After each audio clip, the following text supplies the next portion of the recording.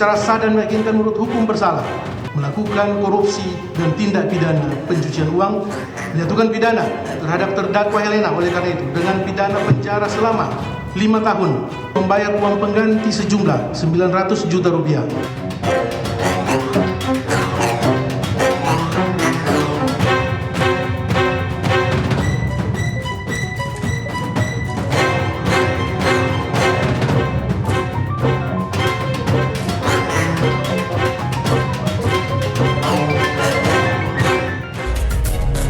Presiden Republik Indonesia Prabowo Subianto sempat menyampaikan wacana tobat bagi koruptor dengan cara mengembalikan harta negara yang telah dicuri sebelumnya. Wacana memaafkan koruptor hingga denda damai untuk tindak pidana korupsi terus menuai polemik. Di hadapan mahasiswa Indonesia di Al-Azhar, Kairo, Mesir, Presiden Prabowo Subianto mengaku hendak memaafkan para koruptor jika mereka mengembalikan uang yang dicuri dari rakyat. Tak menyatakan jumlahnya, Prabowo justru mengaku hendak memaafkan para koruptor dengan syarat tertentu. Memberi kesempatan untuk tobat. Hai para koruptor atau yang merasa pernah mencuri dari rakyat, kalau kau kembalikan yang kau curi, ya mungkin kita maafkan. Tapi kembalikan dong. Nanti kita beri kesempatan cara mengembalikannya bisa diam-diam supaya nggak ketahuan. Mengembalikan loh ya, tapi kembalikan. Sementara Menteri Koordinator Bidang Hukum, HAM, Imigrasi dan Pemasyarakatan Yusril Iza Mahendra mengatakan, rencana ini merupakan strategi pemberantasan rasuah dengan menekankan pada pemulihan negara.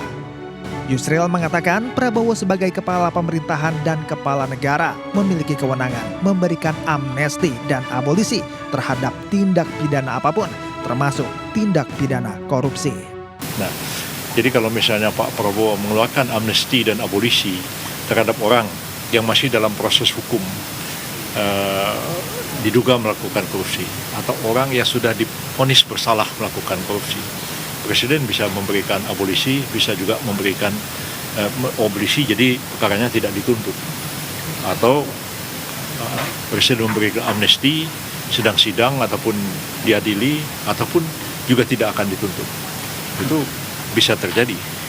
Jadi kalau itu dilakukan, maka ketentuan tentang bahwa meskipun mengembalikan kerugian negara tidak menghapuskan sifat pidananya, itu kalau diberikan abolisi amnesti, ya perkara itu selesai.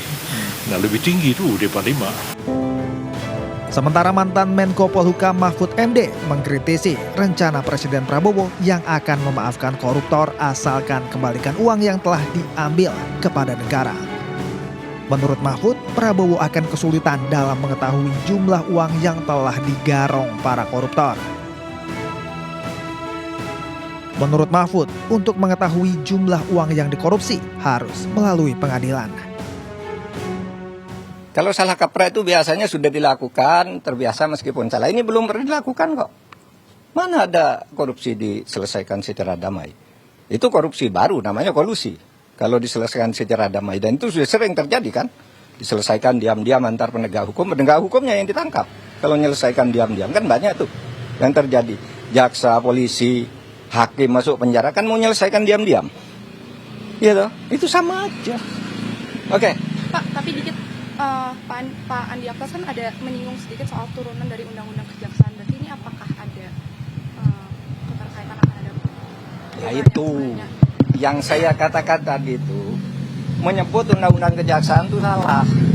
Undang-undang kejaksaan itu mengatur tentang itu di dalam pasal 35 yang menyatakan bahwa dalam hal-hal tertentu Jaksa Agung boleh menerapkan denda damai di mana sebuah kasus itu tidak diadili asal ada perdamaian tentang jumlah yang dibayar.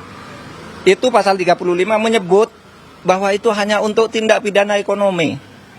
Lihat aja pasal 35 itu tindak pidana ekonomi itu ada 3. Kepabeanan, perpajakan, dan apa tadi?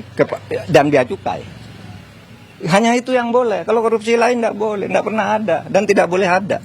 Tapi terserah aja, nanti lihat aja akibatnya akan lari semua orang koruptor diam-diam kalau mau ketahuan baru ngelapor, minta damai dan kita tidak tahu siapa yang mendamaikan, kan gitu.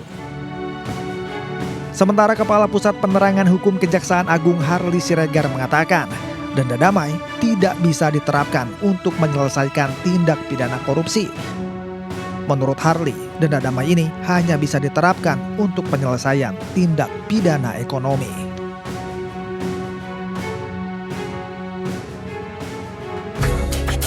Pemerintah berjanji akan meningkatkan kerjasama internasional untuk merampas aset koruptor yang tersimpan di luar negeri.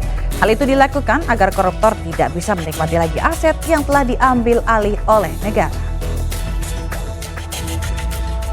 Yang kedua, fokus utama di dalam penanganan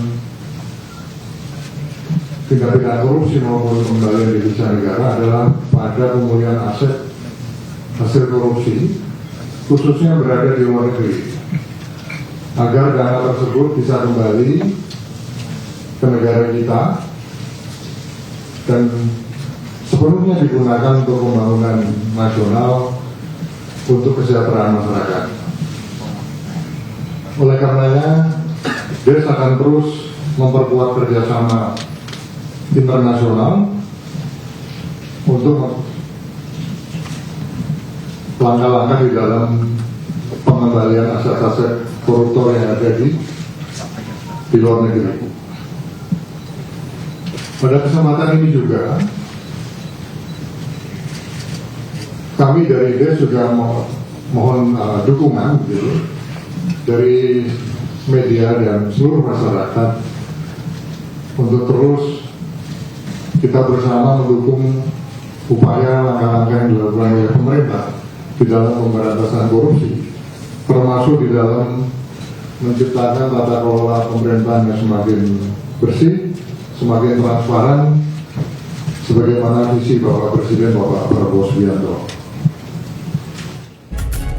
Korupsi seakan menjadi borok di dalam tubuh bagi negara bertekad ingin maju. Upaya pemberantasan korupsi harus diiringi dengan keadilan yang nyata agar tak ada lagi masyarakat yang menyebut kasih keluarga saya uang 217 triliun, maka saya siap dipenjara 6,5 tahun. Saya Fazilah, Indonesia, terima kasih dan sampai jumpa.